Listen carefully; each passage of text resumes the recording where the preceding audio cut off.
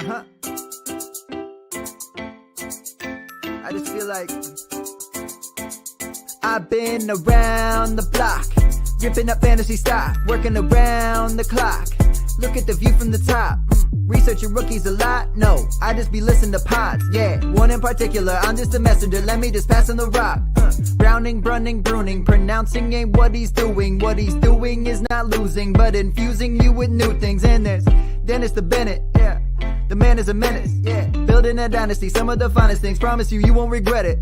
Sly as a fox, cultured in pop. Give him his props. Here is a thought, here is a box, and you cannot compare them at all. So don't even try. Careful with the news, but when you use a take, I take up Tony Fire. I mean Dyer, because anyone else is a huge mistake. Whoa, fantasy round table, fantasy round table, yeah. Fantasy round table. Come take a look at the crown, baby. Hey, fantasy round table, fantasy round table, woo. Fantasy round table. Come take a look at the crown, baby. Go.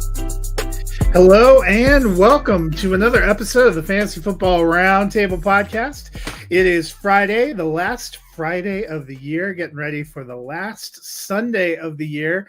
And there is no Monday Night Football this week, guys. So Sunday will wrap up Week 17 in the NFL and wrap up probably championship week for most of the people who are lucky enough to still be alive. And I wish you nothing but good fortune and time to check your lineups, because this week between Christmas and New Year's is always an exciting time, trying to remember what day it is and what you're doing. A lot of us are fortunate enough to be off. Dennis, I made the championship in a couple of different places, and in one of them, I have a great, Amari Cooper slot in my lineup. And I went to the movies yesterday, was all excited to be off, forgot it was Thursday, fired up the old Twitter machine when I got out. Saw people commenting about Amari Cooper and thought, I bet he's in my lineup still. And you know what? He was. That's never fun. I mean, on the plus side of, what we do, we're just about guaranteed to make a championship almost every year just because we play in so many leagues. Yeah, so we're in like 50 we're leagues. always fighting to the end. The other side of it is, on any given week, we're going to make a lineup guffaw and just look back and kick ourselves and think, I should have caught that one. You have to roll with it. And, sometimes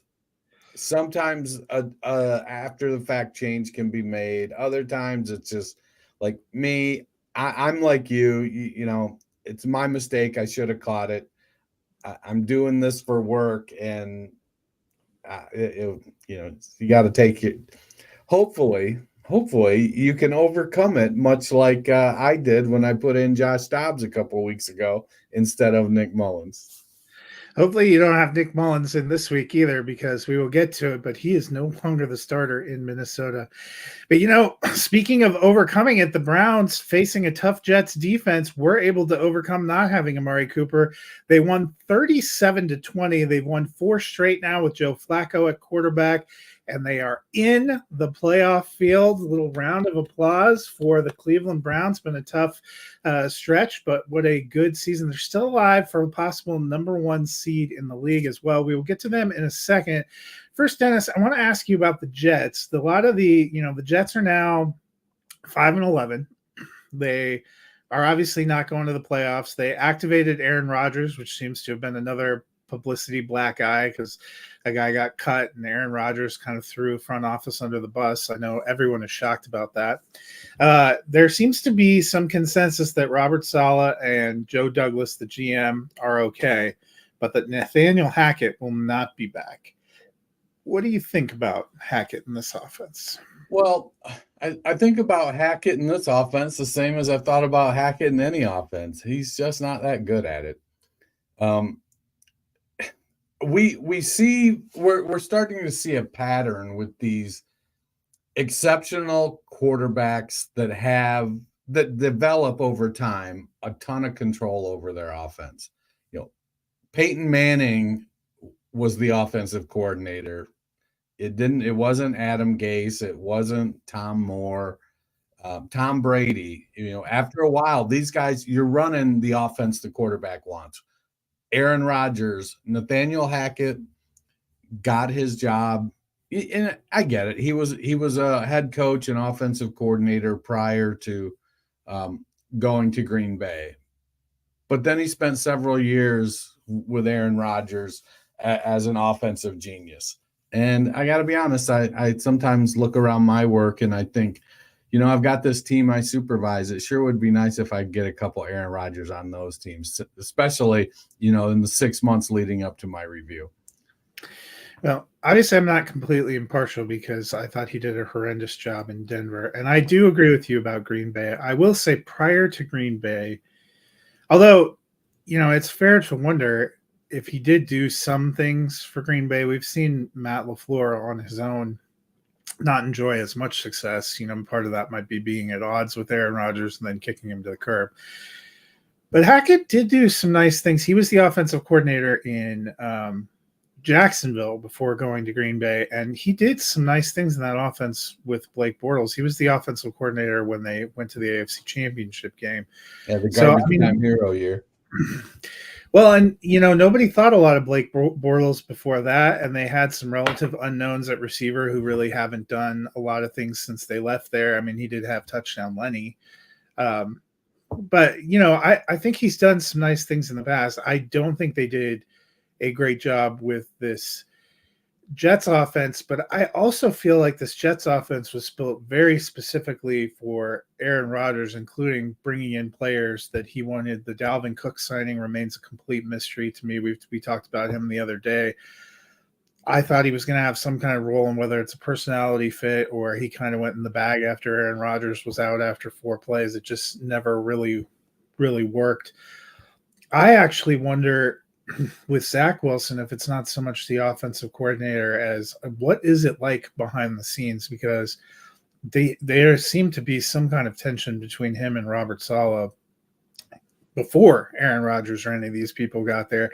And it didn't seem to be any better this year. And not to say that Zach Wilson is incredible, but a big part of being a successful quarterback is confidence. And, I think when we get to Denver, we'll talk about, I have a different understanding of maybe what's been happening the last month and a half in Denver's offense by realizing what's going on behind the scenes. That constantly getting pulled in and out of the lineup, I don't know if that's been great for Wilson. You're probably right. That wasn't the guy they wanted to have to roll with in any way, shape, or form. But, how much is the infighting hurting? Alan Lazard, a guy who I actually thought was a very good and competent and capable contributor in Green Bay, has been a complete non-factor, which really, then when you look at it, the Jets moved on from Elijah Moore, and we saw him have a pretty decent game last night filling in and have had a pretty decent season. Their weapons aren't quite as impressive as they once appeared to be. I mean, I think if the Jets had Corey Davis, Elijah Moore, and Garrett Wilson, they would be much better off at wide receiver. Zach Wilson, it's tough to have confidence when you fail a lot. And because if you continue to fail and still have confidence, then you're delusional. And Zach Wilson, and you really are Blake Bortles. And let's face it, Zach Wilson just wasn't that good. He's got issues. He can do some, like, no pressure. He can throw the ball very good, but you're never going to be you're rarely under no pressure in the NFL. And so you have to be able to overcome that with, confidence in where you're going with the ball, what you're doing, what you see from the defense, and having that internal clock that tells you get rid of the ball. And Zach Wilson just doesn't have a lot of those things. So yeah, and I'd say another issue for New York is their offensive line, which they've invested in that, but they've had so many injuries. It has. It's been bad. And I think too, like, I feel like we've heard in the media that Saleh and Douglas are back. And honestly, I expected there to be a fight this offseason between the two of them because it felt like Saleh wanted to go get a better quarterback and Douglas was like, hey, I drafted this guy at number 2. You're going to play him. And so I felt like we were going to see at least one of them get shown the door this year in a power struggle. But it sounds like they may be more united than I perceived. Yeah. So I guess ultimately what I'm saying is I'm no Nathaniel Hackett apologist, but it feels to me like simply firing him for this would be a little bit of a scapegoating maneuver. We shall see. Meanwhile, the Cleveland Browns, they were without Amari Cooper, who set a record last week and then wasn't available going against what should have been a good Jets defense. And if we're going to have any indictments of Robert Saleh, I think it's going to be that the defense has given way a little bit here down the stretch. But Joe Flacco, another 300-yard game, 309 yards, 3 touchdowns, only 1 interception. Jerome Ford looking great, running the ball more than 5 yards a carry, caught 2 big passes for touchdowns. Elijah Moore stepped up, caught a touchdown. David Njoku looks like an entirely different player. Are you starting to believe in this Browns offense?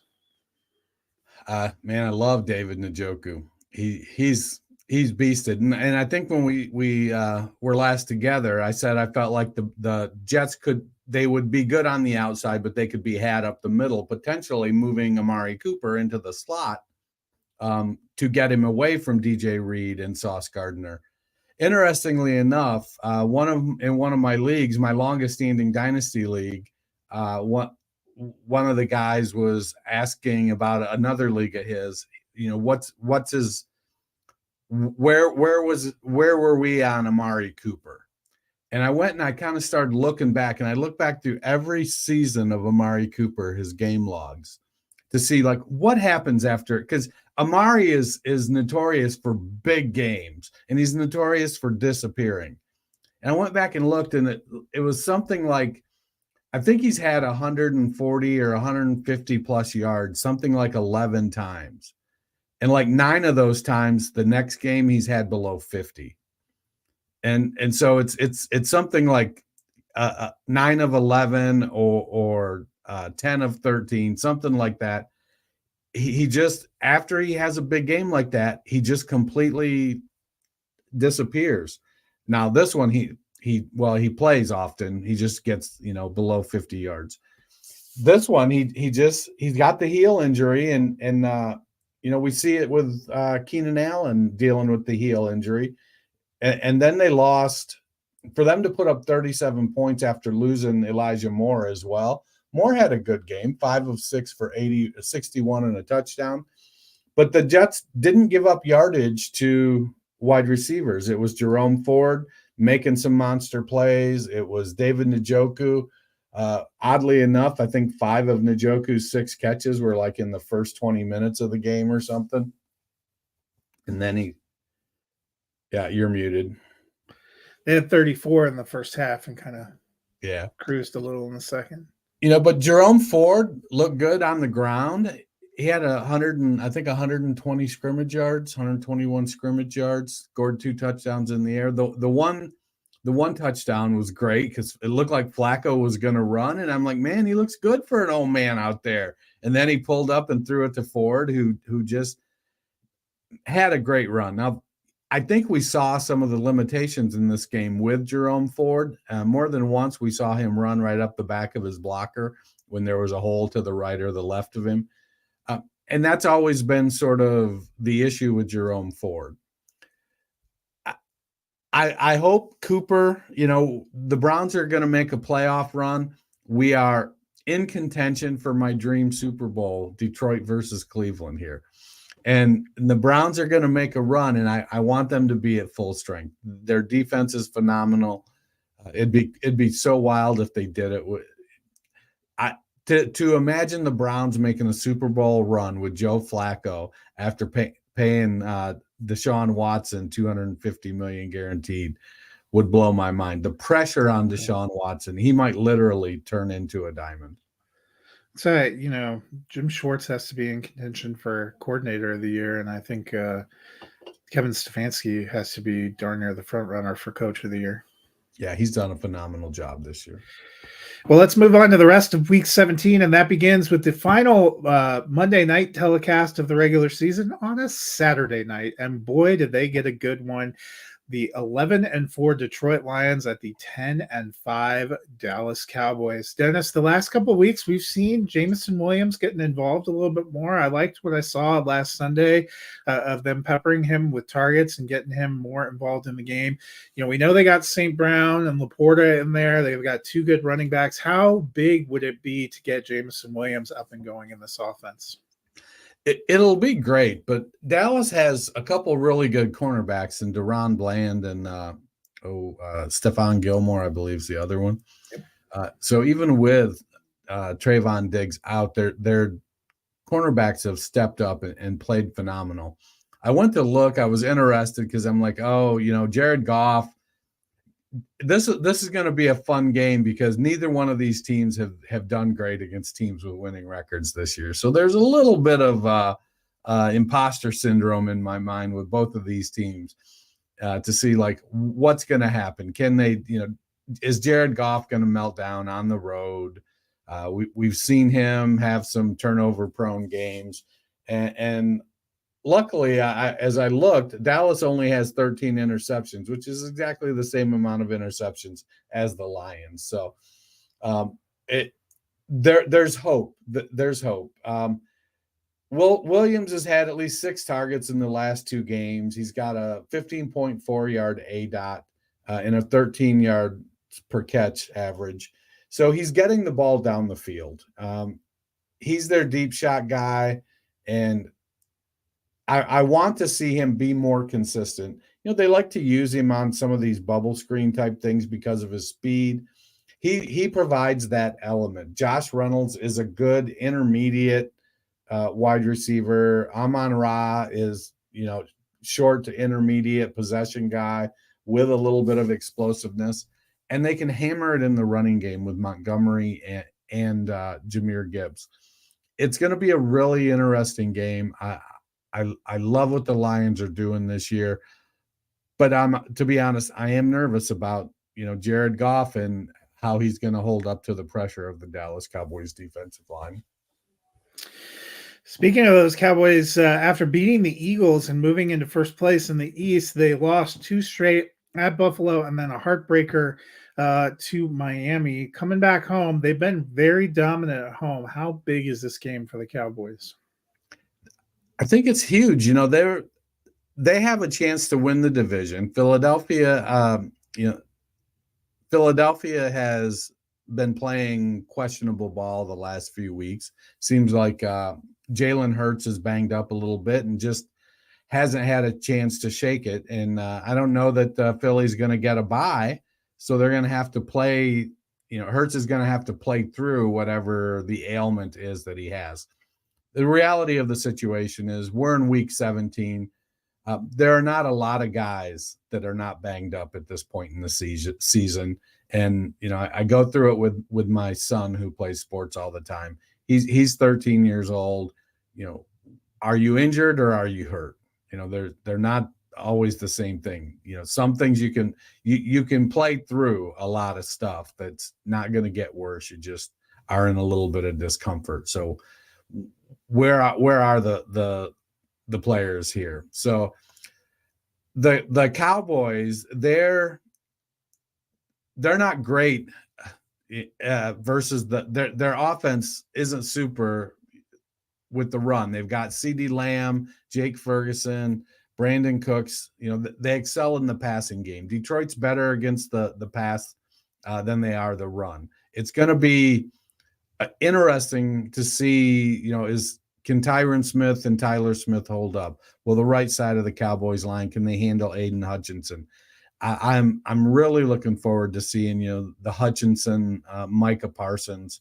Are they going to be able to get enough pressure on the quarterbacks to make this game different than the Cleveland Jets game? Because honestly, I don't think any of us saw a 37-20 game coming with the Jets. I think we were all looking at a 2013 kind of game, a 17-14 kind of game because of these defenses. And at least one of the offenses went out there and lit it up. Yeah, and Tyron Smith still questionable, but has gotten in practice. That would be a big get back for the Cowboys. I think they've missed him the last couple of weeks. I am taking Dallas in this one. I got to go with the home team, the Lions. Your home team, because I was going to say, I'm pretty sure it's in Dallas. Next up, on to the Sunday slate. The majority of the games are actually on Sunday this week. What a novel concept. The 4-11 New England Patriots at the 9-6 Buffalo Bills. We had a glimmer of hope Ramondre Stevenson was going to be back, and then he got dropped onto IR. So it is going to be the Ezekiel Elliott show, although he's struggling with illness. How are you feeling about the Patriots backfield? So that was a weird thing to go on with Stevenson because he's been out, 3 weeks now? Well, and all the reports were trending good. He finally had a real positive projection. People are like, yeah, this will be his comeback week. And nope. Bill's like, take the year off. Stevenson was being drafted as a low-end RB1 this season. I expect going into next year, he's probably going to be a mid RB2.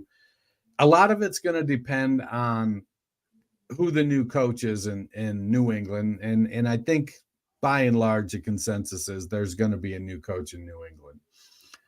How does what type of offense does that new coaching staff do? Stevenson is a good receiver, and he's not bad in both man and zone schemes, but he is a little bit better in zone, about a 52.4 success rate versus a 46.7 success rate in man schemes. Now, New England ran about a 2-to-1 man versus zone, so he did have a lot more opportunity, and so maybe the sample size just kind of balances things out a little bit, and so with Stevenson, if he gets a head coach, he's got one more year on his contract. If he gets a head coach in there that's like, I have a potential bell cow back in here, it could be really, really good for him. He's 5'11", 230 pounder, 225 pounder. He's a big back, catches the ball well, good in all three phases of the game. So I'm looking forward to seeing what happens because he's trying to earn a new contract. He's coming off a down year. He had a great year. Things were going mediocre this year, but I think we can attribute a lot of that to the offense in general. In the last 2 years, the offense hasn't been great. So I like Stevenson as a prospect. I think, who knows, maybe his limited usage this year fares well for him and his quest next year to get a new contract.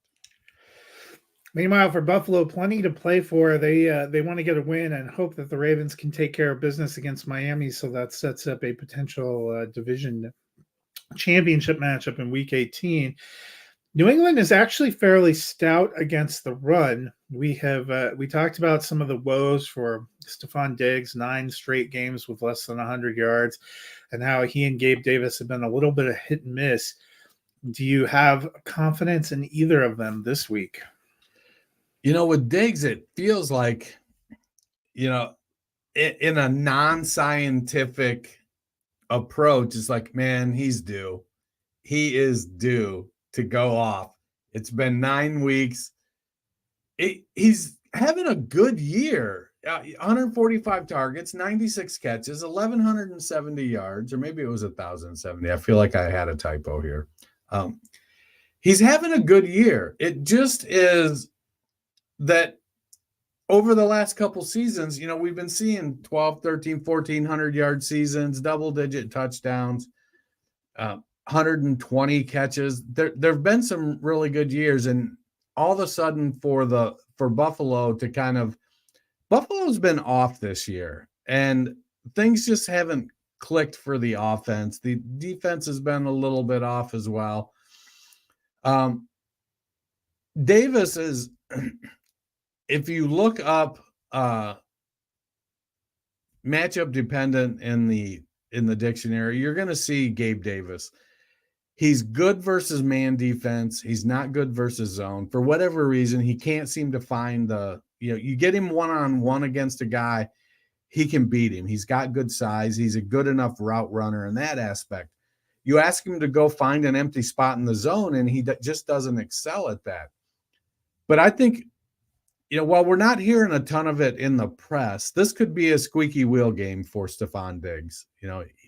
I think he might hear some of the talk about how he hasn't been very good. and maybe he's going to start to talk a little bit about, throw me the damn ball kind of approach. The last couple games, I think 21 is their high in pass attempts in the last couple games.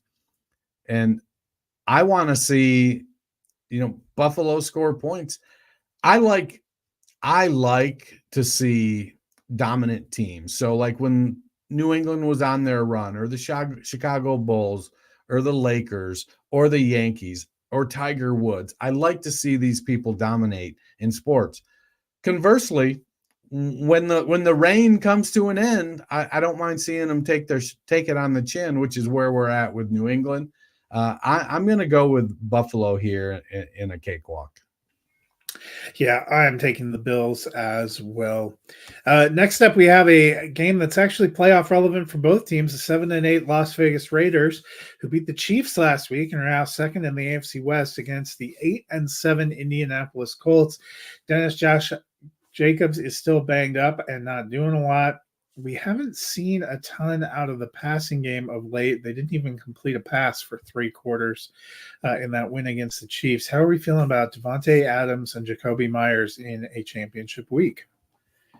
So the Raiders are playing hard for Antonio Pierce, and I'm torn on the whole should the interim become the permanent head coach thing. We see some teams, rise up for their interim coaches after just really terrible situations. McDaniels wasn't great when Bisaccia took over for Gruden. I felt like he should have gotten a shot. Maybe Antonio Pierce is earning a shot here. Indy's pretty good versus wide receivers, but they're really bad against running backs. They give up the 4th most fantasy points to running back. So is Indy good against wide receivers just because teams don't throw the ball? I'm watching this matchup with bated breath because Jackie doesn't really have an RB2, and so she picked up Zamir White to play against you if Josh Jacobs is out. And Zamir White has had phenomenal games the last 2 weeks. So whoever is starting for the Raiders in the backfield, whether it's Jacobs or whether it's Zamir White, I expect them to have a pretty good game.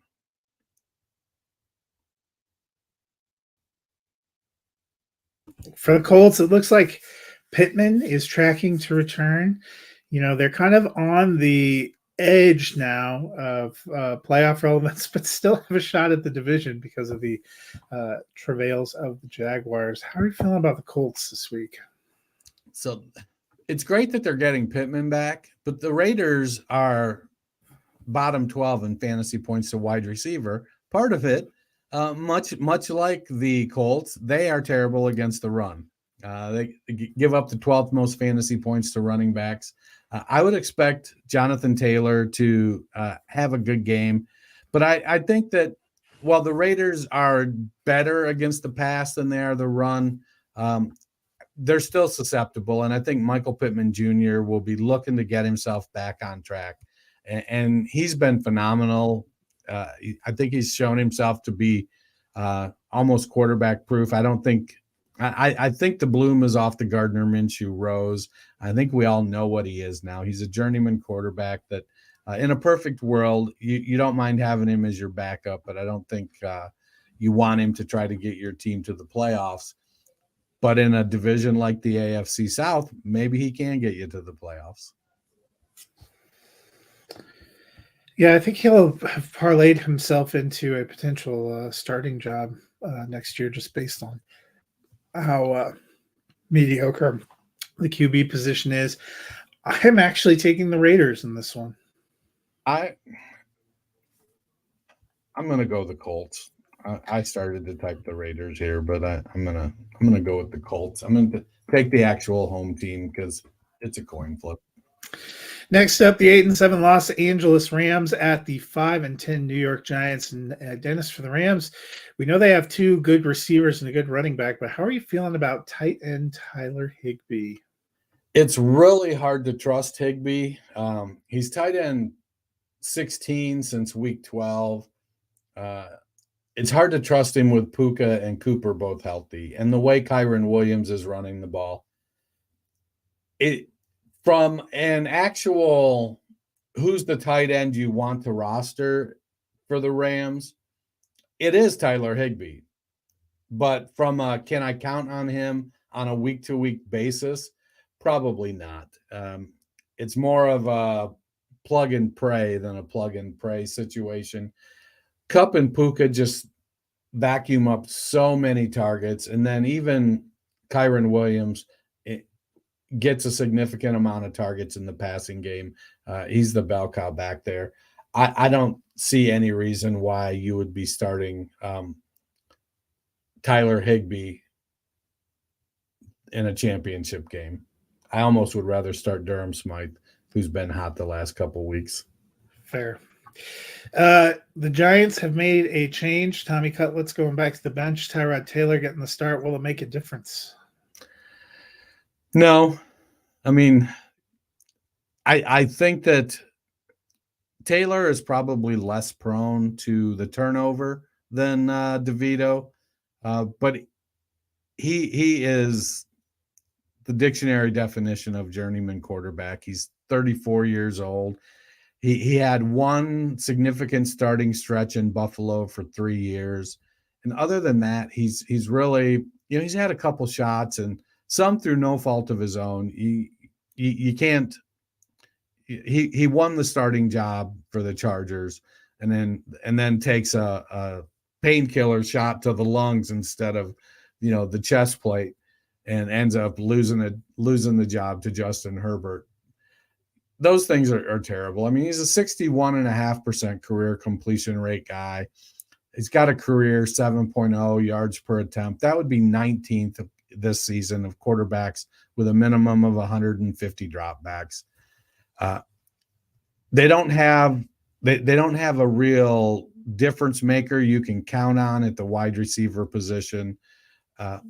It's Saquon Barkley. The hope is that Taylor can keep enough pressure off the running game that people who roster Saquon Barkley can get production out of him in the fantasy championship. I'm taking the Rams in this one. Yeah, I'm going Rams as well. 3-12 Arizona Cardinals at the 11-4 Philadelphia Eagles. Trey McBride's been going good at tight end. James Conner doing his thing at running back. But Dennis, are there any Cardinals receivers you like? It's a tough spot for Cardinals receivers. Michael Wilson flashed a couple times early in the season, then he got banged up as he is wont to do. That was really his issue coming out of college, was he got injured every year in college. He's a big receiver. I think he's a 6'3", 205-pounder, runs well, has good ball skills, but he just can't stay healthy. Then he flashes a little bit early in the season with Josh Dobbs, and then he gets injured. And since he's come back from the injury, he just hasn't been able to get it going with Kyler.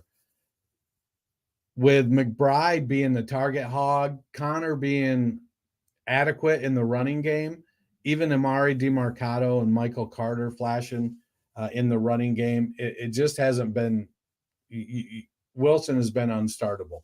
With Hollywood Brown out, I think if I have to go to a Cardinals wide receiver, it's going to be Greg Dortch over Rondale Moore. Dortch gets the edge. He's been more productive. Moore has gotten a couple gadget plays, but I think Dortch is probably a wide receiver 3 and Moore is probably a wide receiver 4. Meanwhile, for the Eagles, DeAndre Swift was hot at the beginning of the season, kind of went through a little bit of a rough stretch, got back on track a little bit last week. How are you feeling about him for championship week? Crying over the lost touchdowns if I'm a DeAndre Swift manager. He's RB14. If he had just gotten 6 of the 15 touchdowns, like Jalen Hurts would probably still be QB2 if he'd only gotten, 9 touchdowns instead of 15. But if he'd be RB7 if he'd gotten 6 of those touchdowns. I think you start him as an RB2, and Swift has shown the ability to be explosive in the running game. And unfortunately, they just get too many opportunities that are stopped a couple yards short of the end zone. And all but two of those, I think they have ran the brotherly shove. And it just, I mean, I don't know why you would go away from it if it works so well, but I pour one out for DeAndre Swift RB1. He's an RB2. I am taking the Eagles in this one. So am I. Fierce battle in the NFC South could actually end up deciding the division. The 7-8 New Orleans Saints at the 8-7 Tampa Bay Buccaneers. Dennis, a lot has been made of Derek Carr in this passing offense. So in a crucial fantasy week, how are you feeling about Chris Olave and Rashid Shaheed? So it's tough to trust anybody that Derek Carr is the quarterback for.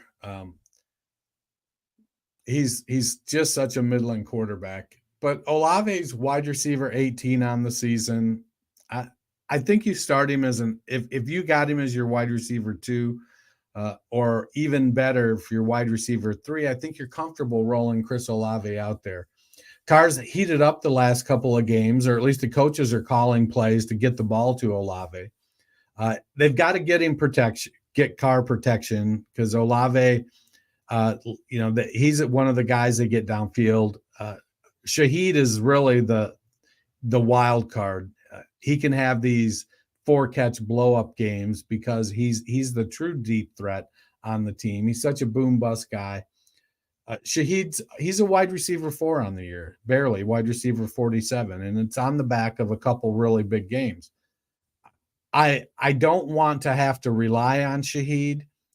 If I'm looking at Sunday and I'm like, I think this is probably a 1:00 game, so it's not a great scenario for this. But if I was going into the late slate and I had Shaheed there and I saw myself down, he's the kind of guy I would swap in for a boom bust hope. If you look and you going into the game, maybe Sunday, you're looking and you're like a 25-point underdog, Rashid Shaheed is the kind of guy you put in the lineup hoping you can get an explosion out of. Most of the games are on Sunday, but there's only 3 in the late window. Yeah. So typical NFL, putting everything up in the morning. For the Tampa Bay Buccaneers, we've seen Rachaad White get seemingly stronger as the season goes on. Not a great matchup against New Orleans, but how are you feeling about him in championship week? Volume is king in fantasy football, and Rachaad White gets the volume. He's 3rd in rush attempts, 7 in running back targets, 4th in running back receptions. Baker Mayfield is running that offense very effectively. Mike Evans having a great year. Chris Godwin started to heat up. But honestly, it runs through Rachaad White. He doesn't have significant competition for touches. Whether this carries over into next year, I don't know, but it feels like between Baker, White, Evans, and Godwin, they've saved the job of a very mediocre head coach. Speaking of which, I am taking the Buccaneers to win and to win the NFC South. I'm taking the Bucs to win as well. Next up, the San Francisco 49ers, 11-4 at the 4-11 Washington Commanders. Brock Purdy really struggled on Monday night through those 4 big interceptions. Do you think he bounces back in this one? Well, the Washington Commanders are the cure for what ails you at quarterback. That's for dang sure. The Commanders give up the most fantasy points to quarterbacks, and they traded away their 2 best pass rushers in Montez Sweat, I think is Josh Sweat, and one of the Sweat guys, and Chase Young. And they've both been good. Chase Young has been great out in San Francisco, and Sweat has been great in Chicago. It's the defense just isn't very good. And I don't know if we're at the mailing it in point for any of these players. Howell has fallen apart in part because he's getting the snot knocked out of him all year. I think taking that record-setting sack pace finally caught up with him. And then losing Brian Robinson didn't help. You had a running back that was able to bail you out some. It's not been a great year in Washington. Speaking of Washington, we saw Chris Rodriguez with a couple touchdowns last week. It looks like Brian Robinson probably going to be back in this one. How are you feeling about the backfield? A lot of it depends on Robinson getting back. Gibson can't, he's got Jerome Ford level vision when it comes to running the ball. And he's good in the open field. If you get him the ball out there, he can make catches. If with Rodriguez out, if Robinson can't go, it's down to Gibson and Jonathan Williams. And Jonathan Williams he's an enigma to me because it seems like he has one game every year or two in like week 16, 17, 18, where he comes in and he rushes for like 150 yards. And you're like, why isn't this guy like playing a prominent role somewhere? Like, I think it was 2 years ago, he did it in Buffalo. It's just, I just can't figure Jonathan Williams out. This is the type, we've seen Kyron Williams be able to be productive against the San Francisco defense. And this is the type of game where Robinson gets ruled out, and all of a sudden Jonathan Williams comes in and rushes for 125 and 2 touchdowns out of nowhere. It's weird. I think it's a situation to avoid in Washington, whether it's Brian Robinson, Antonio Gibson, Jonathan Williams, whoever it is. I think you're trying to avoid him. I am taking the 49ers. Oh, I like that. That you've been, all these movies you've been watching. That was great acting. You may almost had me convinced you were thinking about taking the Commanders. I just forgot who the Commanders were playing. I'll never take the Commanders. They have, they were not bad at the beginning, but they have been horrendous down the stretch. Next up, the 2-12 Carolina Panthers at the 8-7 Jacksonville Jaguars. Last week, 312 passing yards for Bryce Young. He looked pretty good. Do you think he can do it again this week? Jacksonville gives up the 3rd most fantasy points to quarterbacks. So, I'm telling you that there's a chance. I'd like to see Jonathan Mingo get more involved again. I don't think, we need any of that DJ Chark BS. Give me some Mingo.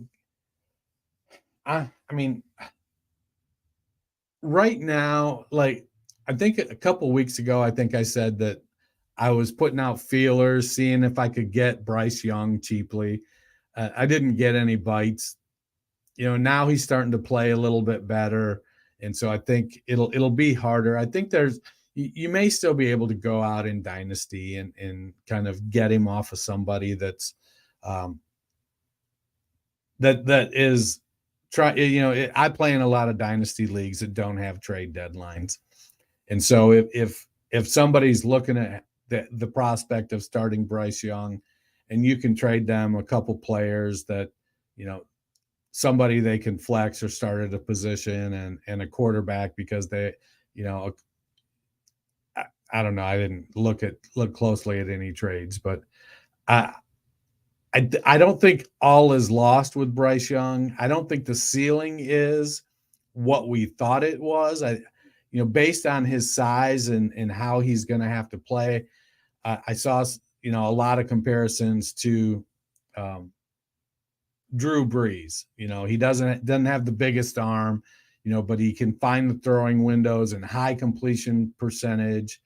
I don't know if that was fair to Bryce Young or not. But I think it was more so because they're both short was why that comparison was happening. I think, can Bryce Young be a serviceable or even good QB2 for fantasy? I think that's well within the range of outcomes. The Jaguars, meanwhile, were once 8-3. They've lost 4 straight, in danger of sliding right out of the playoffs. Can they get back on track here against a 2-win Carolina team? Well, I think can they get back on track might be, can Travis Etienne get back on track? He was RB2 going into his bye week, and he's like RB27 since the bye. It's just the weirdest dang thing. I haven't dug into it to see like exactly what's happened, but it just hasn't been good. Now, Carolina gives up the 3rd most fantasy points and the most touchdowns to running backs. So if ever there was a week where ETN could get back on track, this should be the week. No, he was RB5 before the bye, and he's RB26 since the bye in PPR leagues. So can they get back on track?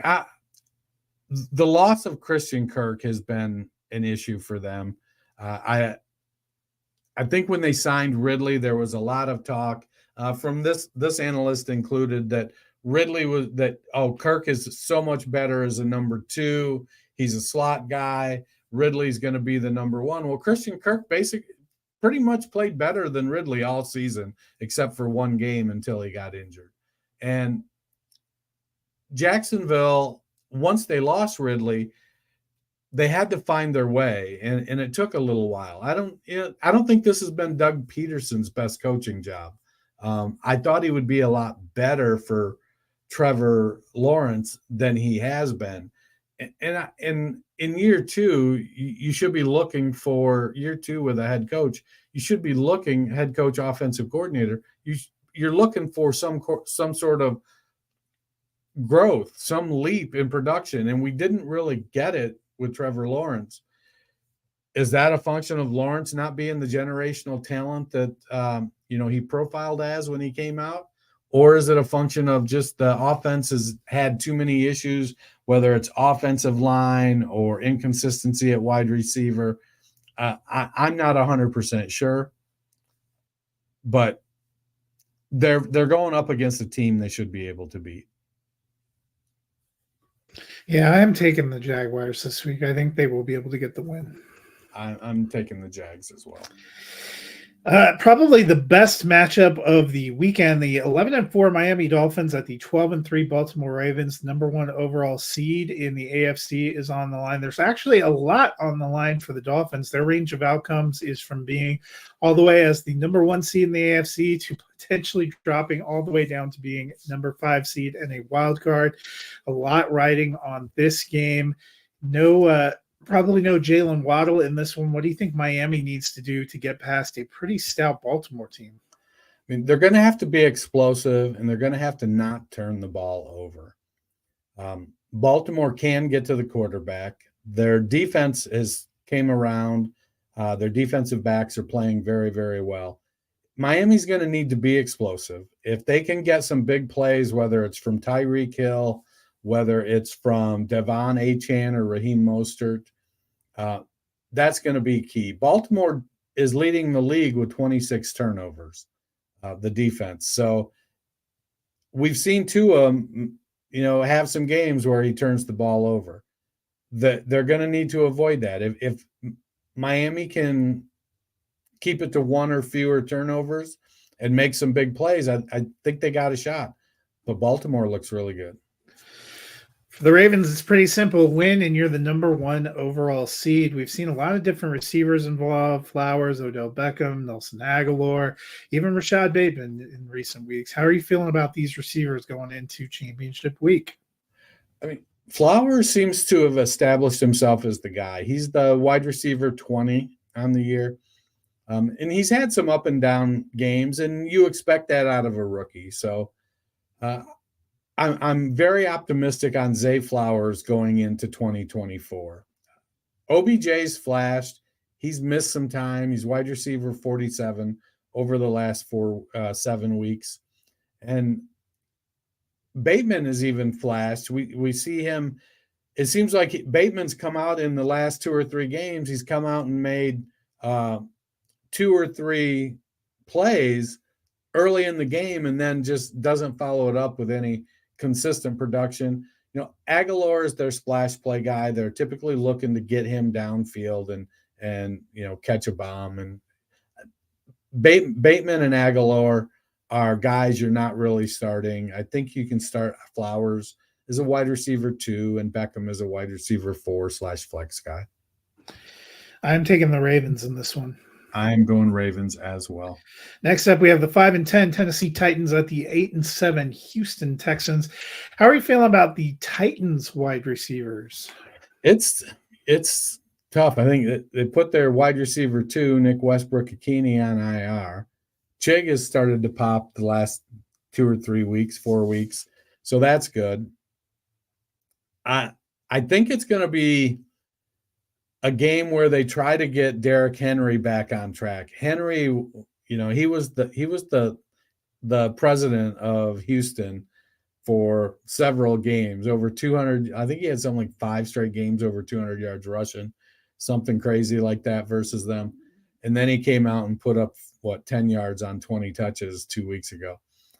That was an abysmal performance. The Titans receivers, I think we've seen DeAndre Hopkins has hit the age cliff and he's fallen off it. He'll flash and he'll have some good games. I think some of it too is a function of he chose to go to a team that didn't have good quarterbacking. And, I get it. You want to get paid.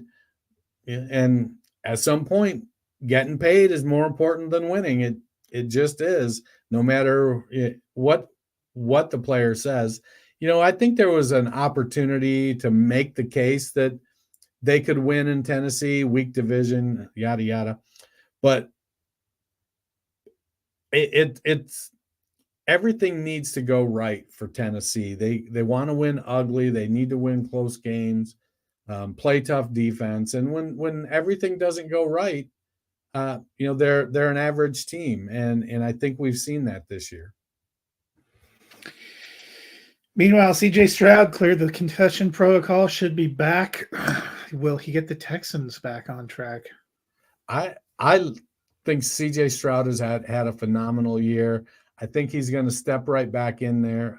Should have Nico Collins back, Noah Brown, Xavier Hutchinson, Robert Woods, Dalton Schultz. They've got good weapons. If they don't have great weapons, they've got good weapons. And CJ Stroud is able to get the ball to them. I'm taking the Texans to bounce back and win their 9th game and go from, being completely awful last year to having a winning record this year. I am taking the Texans as well. On to the afternoon games, a matchup of two teams that are really fighting for playoff spots. The 8-7 Pittsburgh Steelers at the 8-7 Seattle Seahawks. Dennis Mason Rudolph seemed to get the passing offense going last week and to be back in there this week. How are you feeling about the Steelers' backfield? So I think a lot of it's going to depend on if Rudolph can continue his passing prowess. If Seattle gets pressure on Rudolph, I don't think he's going to hold up. I think that's always been one of the things that has held him back. I think they're both low-end RB2 options, high-end RB3 in any given week. If they're looking to run the ball a lot, I think that it ends up being Najee Harris getting more volume. Jaylen Warren is the more explosive, so they can be limited by game script. So Seattle gives up the 6th most fantasy points to running backs, and they're a little weaker on the ground to running backs than they are to through the air to running backs. I'd prefer either one of them is probably my second flex.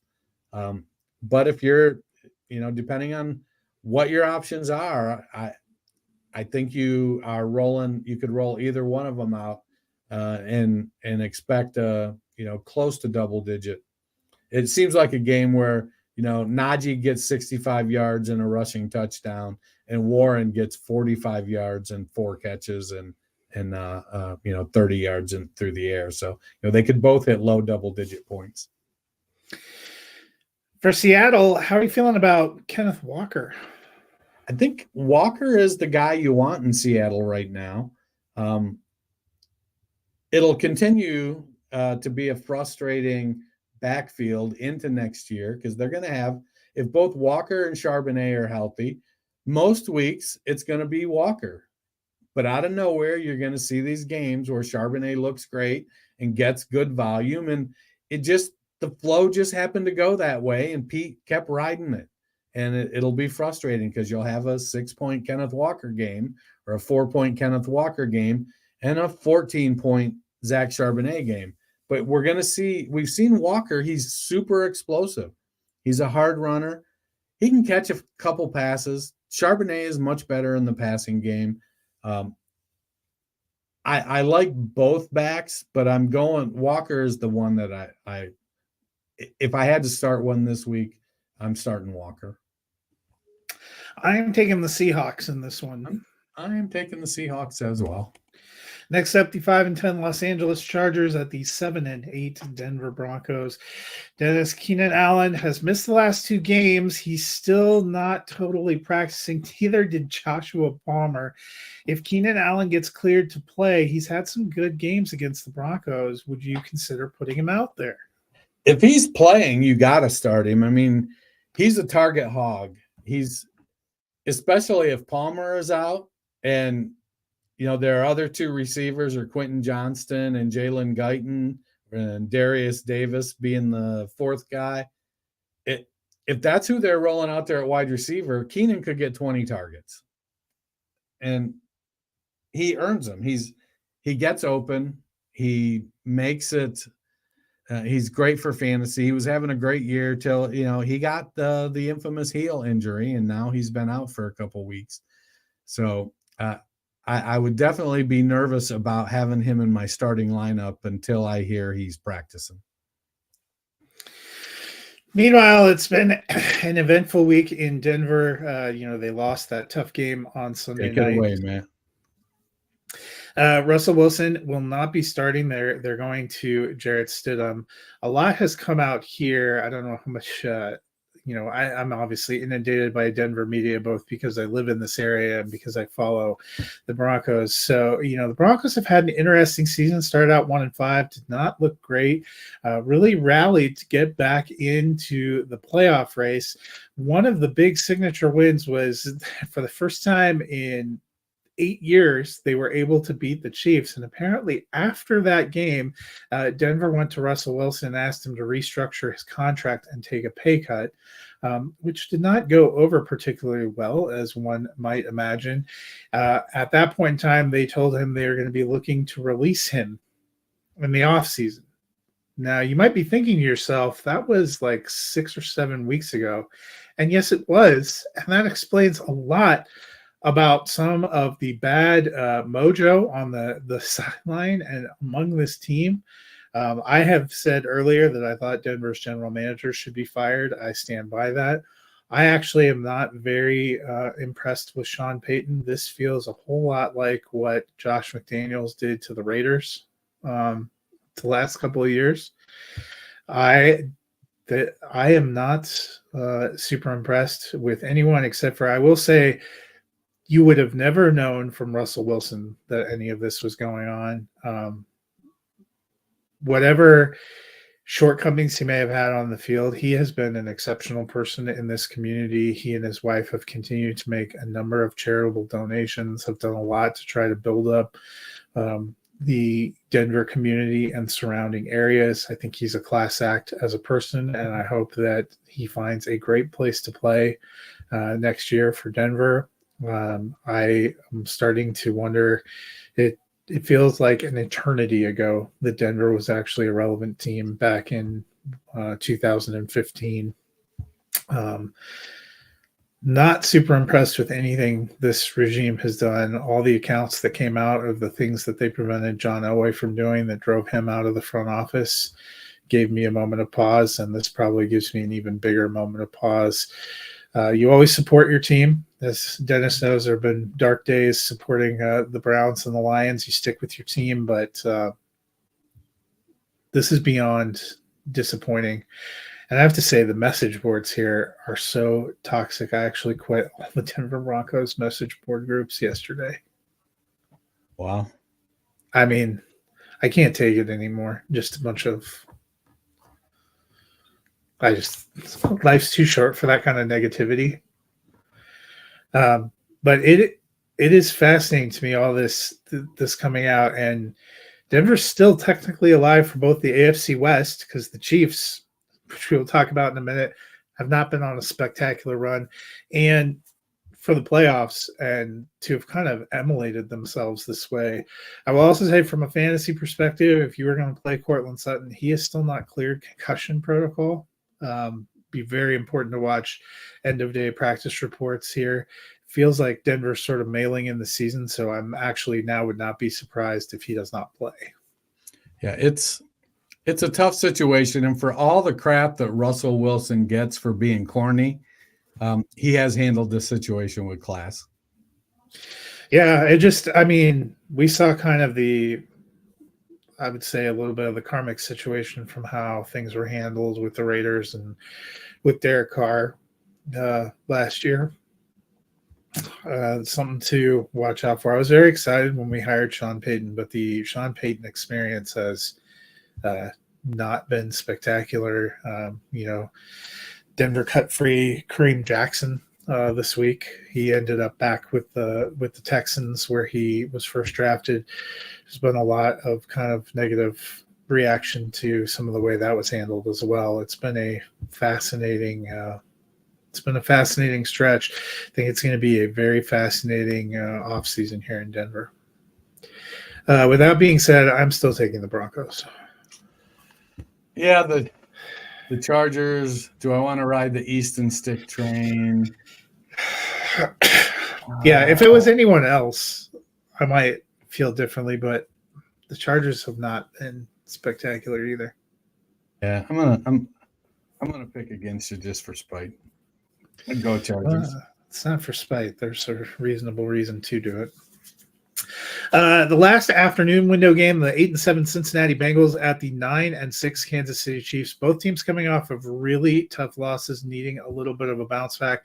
Dennis, how are you feeling about the Bengals receivers? What kind of pecking order would you put them in? If Chase is back, I feel a lot better. He's the top dog there, and we've seen him get I don't want to say outplayed in games, but outscored for fantasy occasionally. Sometimes, Higgins will make a big play. T. Higgins is a very good wide receiver. He's not Jamar Chase. And at some point,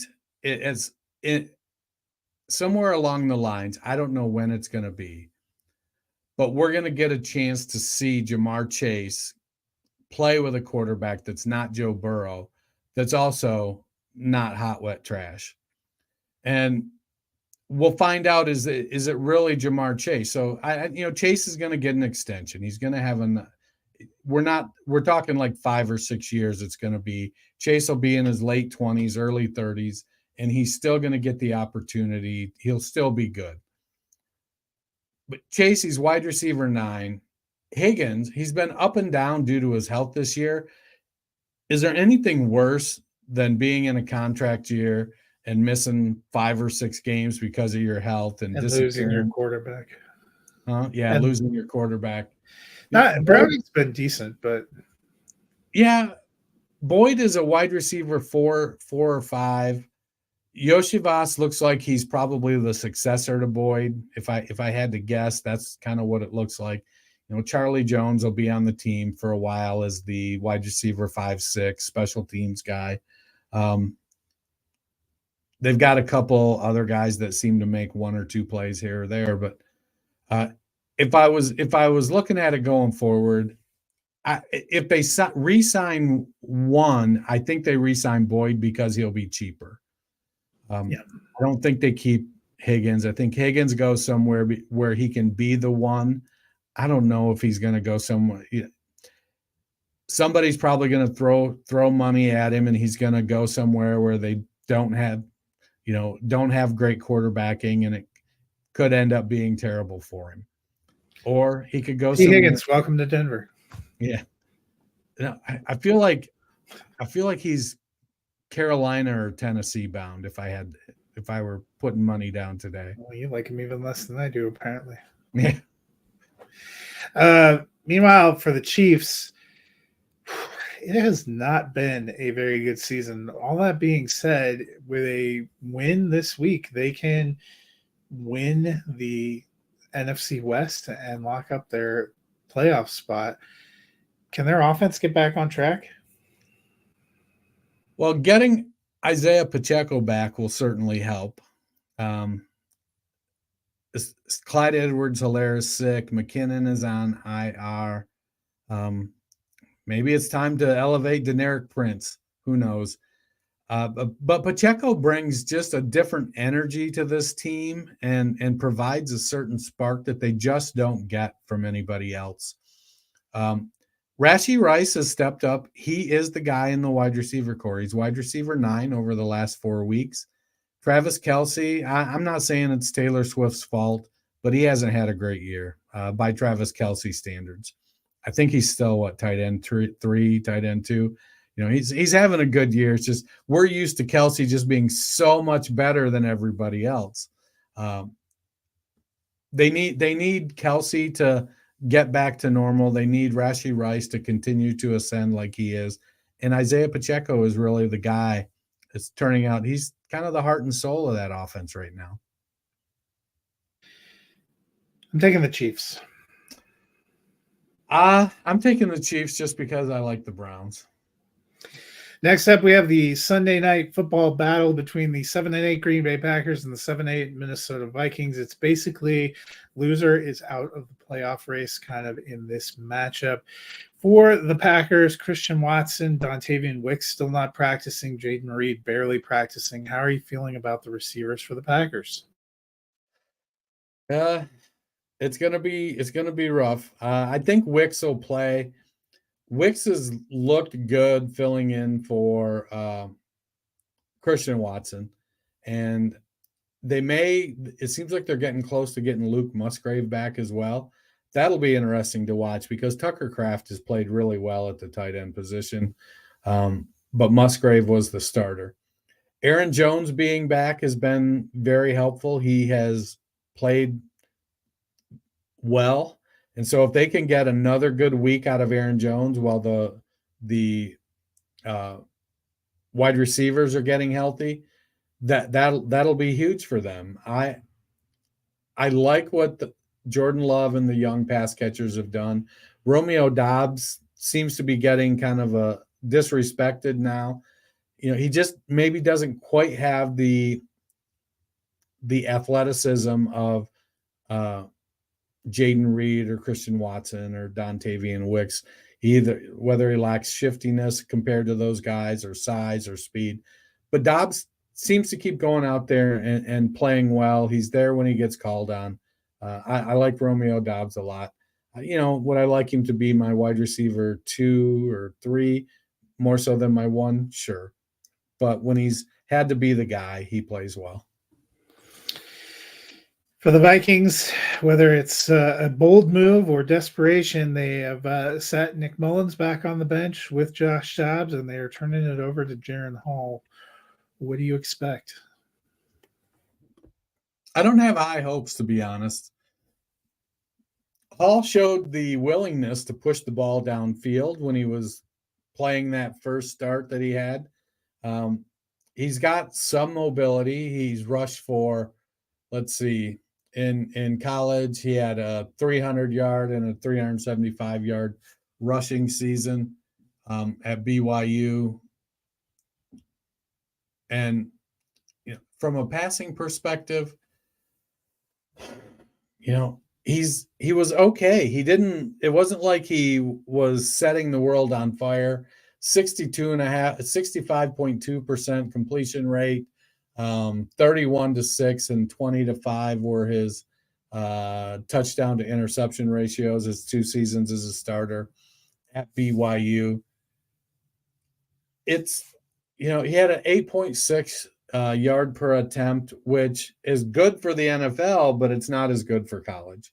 So he's got to play better in the NFL than he did in college at BYU. I don't know if he has that in him. It's something we're going to find out. Obviously they liked him. They were comfortable going into the season with him as their QB2 behind Kirk Cousins. Now, they also had Nick Mullins on the practice squad, and they knew what they had there. Mullins has got benched because they knew what they had there. I'm taking the Vikings, and I don't think either of these teams end up making the playoffs. I'm going to go with the Packers. I guess I just believe in Jordan Love more than I do Jaron Hall. I mean, this one does feel like a true toss-up, but both these teams have had flashes and have kind of flashed out. The Vikings, of course, end the season against the Lions in Detroit, and I don't think they are going to fare too well in that one either. That'll do it for this week. Hopefully it is a exceptional week 17 for you. We'll be back on Tuesday taking a look at the entire slate. Hope you have a happy and safe New Year's Eve and New Year's Day. And if you're looking for something to fill the void, although we have plenty of football, both college and pro, for the rest of this week. But Dennis, what can the people do? They need to download and subscribe, hit that play button, and you've got about 8 hours to listen to us before the Ohio State game. So go Buckeyes. Let's get that rolling. Lots of good football, college and pro, like you said. It's going to be a fantastic football ending to 2023 and start to 2024. I'm looking so forward to Tuesday when we get to talk about the fantasy football roundtable battle between you and Jackie. I know I'm not feeling that great about my team, especially if Keenan Allen is unable to go, but we will see how it all shakes out. You guys have a wonderful week. Best of luck in your championships. Be safe out